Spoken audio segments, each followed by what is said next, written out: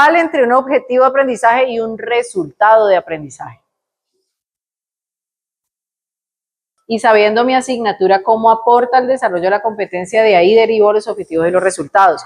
No quiere decir que el objetivo se centra en la competencia como tal, ¿sí? Bueno, vamos a ver qué pasó acá.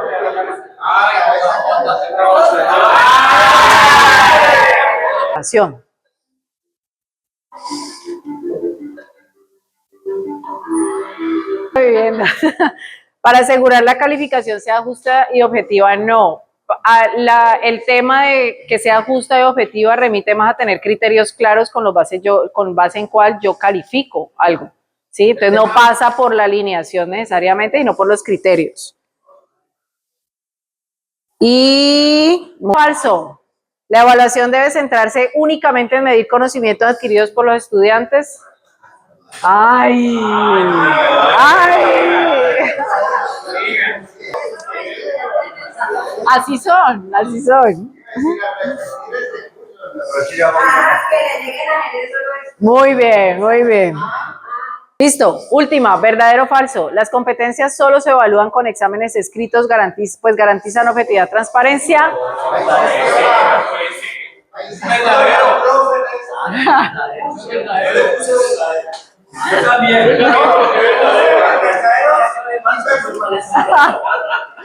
¡Ay, no!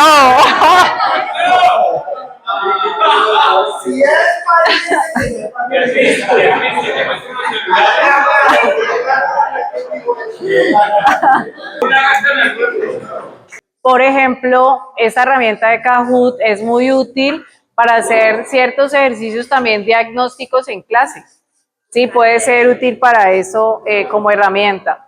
El único problema que nos trae el Kahoot tiene que ver con el acceso a la conectividad de los estudiantes en el dispositivo. Y Kahoot nos ofrece al final el resumen completo de todos los aciertos y desaciertos. Ahí también podemos mapear cómo nos ofrece. Hay otra limitación del Kahoot, es que en la versión gratuita, pues hay un límite muy limitado en los participantes. Creo que son como 20 apenas, ¿sí? Abro dos Kahoot a la vez. Ah, buenísima. Ya completan los dos. Perfecto. Ahí está la respuesta de cómo usarlo desde la versión gratuita. Con esto pasamos entonces a la segunda y última parte de nuestro taller del día de hoy, porque ya reflexionamos sobre los propósitos de la evaluación. Ya lo tenemos claro. Ya sabemos que cuando hablamos de evaluar no solamente estamos midiendo ni calificando exámenes. Ahora es muy importante pasar al cómo, ¿sí? Es decir, ¿en qué consiste una buena estrategia? Implica preguntarnos cómo evaluar, cómo poderlo hacer. Y aquí ya vamos a hablar de los dos otros elementos de una estrategia evaluativa, que son los mecanismos y los instrumentos. Para eso, entonces, podríamos dejar como pregunta orientadora y de reflexión a largo plazo para ustedes, que quiero que se la lleven, ¿qué implicaría pensar prácticas diferentes e innovadoras en relación con la evaluación? Y miren que allá aquí le puse las dos condiciones, de y para los aprendizajes. Es decir, buscando el balance entre la evaluación sumativa y formativa, entre la pedagógica y la social, que es lo que hemos venido dialogando hasta ahora. Esa pregunta espero que sea una pregunta movilizadora para ustedes cuando piensen en posibles transformaciones o cambios de su práctica evaluativa. Entendiendo innovador no como algo que necesariamente es nuevo, sino que resuelve un problema o atiende una necesidad específica para que se pueda potencializar ese momento inicial y cambie a un estado diferente. Entonces, teniendo en cuenta esta pregunta, que es reflexiva, cuando decimos, bueno, entonces, ¿cómo lo hacemos? ¿Cómo podemos evaluar o tener mejores prácticas que respondan al contexto actual? Tenemos que entender primero que si evaluar implica recoger datos a través de esas evidencias que entregan los estudiantes, nosotros debemos someter esa información al análisis para tomar decisiones, ¿sí? No podemos remitir el acto o reducir el acto evaluativo a emitir calificaciones y una tabla llena de números y ya. Hay que analizar la información. Esto es mucho de un proceso metodológico de investigación. Usted recoge datos, los analiza y saca conclusiones para tomar decisiones, en este caso pedagógicos y acreditativos. Entonces, aquí llegamos a esa segunda parte. Recuerden que ya resolvimos estas preguntas. Ahora vamos al cómo y al cuándo, porque los momentos están incluidos en el poder descifrar cómo evaluar. ¿Cuándo hacer evaluaciones? Tenemos una estructura que ya está dispuesta en todas las instituciones, que son los cortes parciales, ¿sí? Cada institución decide y define en qué momento se debe hacer un reporte de corte parcial. Entonces hay instituciones que dicen en la semana 6 a la 8 debe haber un primer corte parcial, en la semana 10 a la 12 un segundo corte parcial y por supuesto está al final, ¿sí? Eso lo establece cada institución. Pero aparte de los cortes parciales, mi práctica evaluativa no se reduce a esos 3 momentos. Entonces, así a mí me digan, usted debe ir haciendo este reporte al sistema, yo particularmente genero una práctica evaluativa procesual con los estudiantes en la medida en que vamos avanzando en el desarrollo de la propuesta. Ahora bien, aquí entonces les entrego. Esta es la estrategia de evaluación, los componentes de una estrategia de evaluación, ¿sí? Están contenidos acá. La estrategia de evaluación no arranca por el entregable, sino por los resultados de aprendizaje, que son los que en un ejercicio metacognitivo docente me definen los aspectos o criterios a evaluar. Entonces aquí me voy a detener, ya. En este punto, vamos a trabajar sobre este punto. Tomar la decisión de cuál es el mecanismo más pertinente para poder que el estudiante genere el entregable que yo voy a calificar, pasa por tener claro qué es lo que yo quiero evaluar en el estudiante, en cada momento en que yo lo vaya a hacer. Entonces, existe una relación de mecanismos de acuerdo a esos aspectos que yo quiero ver, pero primero tengo que identificarlos. El primer momento que hicimos de cuáles serían las habilidades y procesos en cada resultado de aprendizaje que ustedes hicieron ahora, eso está aquí. De allí se derivan los criterios. ¿Cómo llegamos a los criterios de evaluación? Llegamos a los criterios de evaluación entendiendo los criterios de evaluación como aquellas descripciones de lo que yo espero como profesora que los estudiantes aprendan y demuestren. Eso es un criterio. El resultado es como la meta.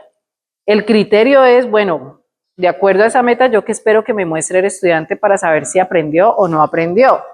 Porque son los criterios los que permiten orientar las actividades de enseñanza y evaluación que van a reflejar el alcance o no de los resultados de aprendizaje. Es como la relación que se da con los criterios de evaluación.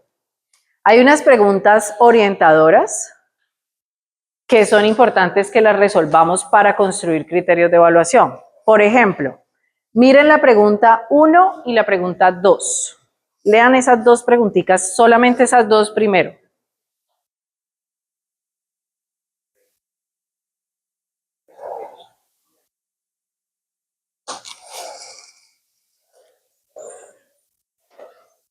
¿Qué se espera que el estudiante demuestre al finalizar el curso? ¿Y qué debe demostrar el estudiante para aprobar el curso?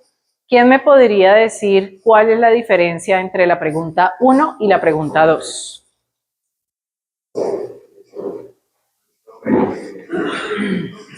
El objetivo, la meta que se quiere, mientras que la segunda es lo que el estudiante realmente lo ve, cómo lo demostró.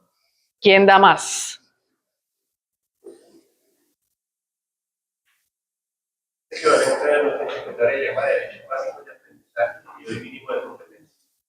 ¿Cuál? La segunda, ok. ¿Quién da más?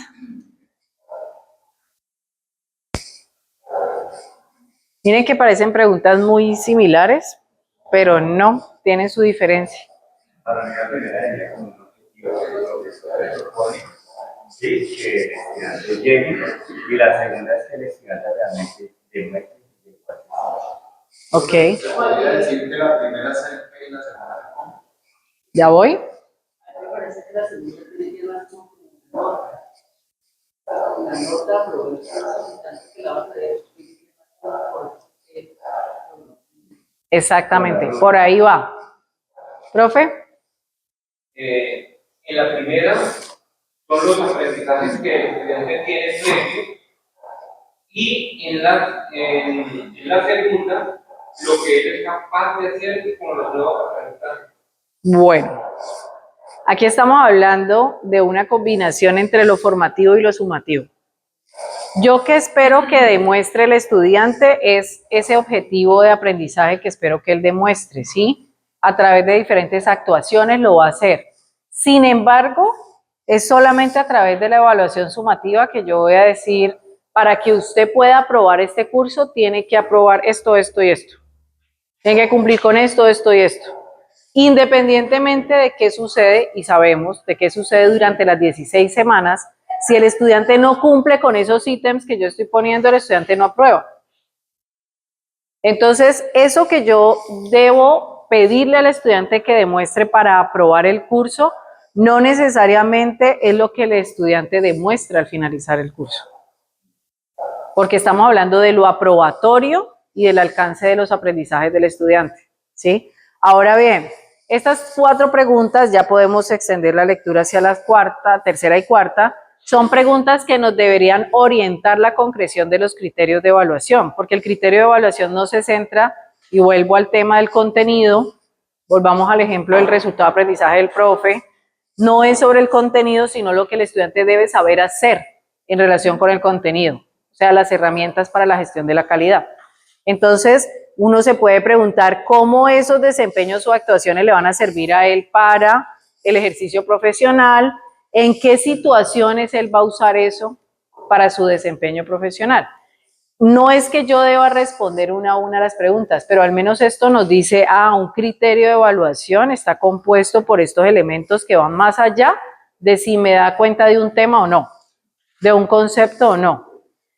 Teniendo en cuenta estas 4 preguntas como referente, yo generé este ejemplo a partir de el mismo curso que el semestre pasado trabajamos para el ejemplo de los resultados de aprendizaje, que era el curso de análisis financiero. Hay uno de todos los resultados de esa asignatura que decía interpretar información financiera de una empresa mediante la aplicación adecuada de herramientas financieras y conceptos fundamentales del análisis financiero, ¿sí? Ahora bien, para ese resultado de aprendizaje, yo como profesora debería pensar en qué situación el estudiante podría demostrar que es capaz de hacer esa interpretación.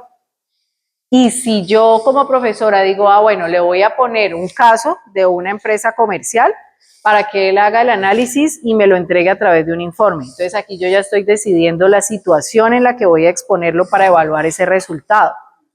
Ahora bien, ¿qué aspectos voy a mirar en el trabajo? Yo identifiqué estos 4 aspectos que ya serían mis criterios de evaluación. Pero cada uno de esos criterios tiene unas condiciones de calidad que me van a permitir decidir si el estudiante aprueba o no aprueba. Entonces, yo voy a decir, me voy a fijar en la estructura porque es que seguramente un informe financiero cumple con una pauta de estructura. Bueno, pero ¿qué voy a mirar en la estructura del informe? Pues que presente la información completa, que esté organizada, que esté clara, que esté bien sustentada, desarrollada, ¿sí? Bueno, pues yo necesito, si en el análisis, para darme cuenta que hace esa interpretación a partir de un análisis de información financiera, pues que hace los cálculos correctos, que las explicaciones son pertinentes, es decir, yo aquí ya empiezo a darme cuenta si eso que yo voy a observar en ese entregable del estudiante cumple o no cumple con el propósito del resultado del aprendizaje. ¿Sí me hago entender hasta allí? Entonces, lo que es importante es entender que esta decisión pasa por un análisis completo que uno no se sienta a hacer en una hoja de papel para cada actividad evaluativa, pero ese saber de carácter pedagógico debe pasar por nuestras cabezas cuando decidimos cuáles serían las actividades evaluativas. Y más importante aún, cuáles van a ser evaluativas sumativas y cuáles formativas o sumativas formativas. Porque si le doy más peso Por ejemplo, miren el alcance del resultado. Tiene que ver con la interpretación, pero si yo voy a evaluar al estudiante sobre conceptos de análisis financiero y le voy a dar más peso a que me dé de cuenta de memoria los conceptos sin exponerlo a ejercicios de interpretación, no estoy evaluando el resultado de aprendizaje. Estoy evaluando una parte del resultado que es la comprensión conceptual.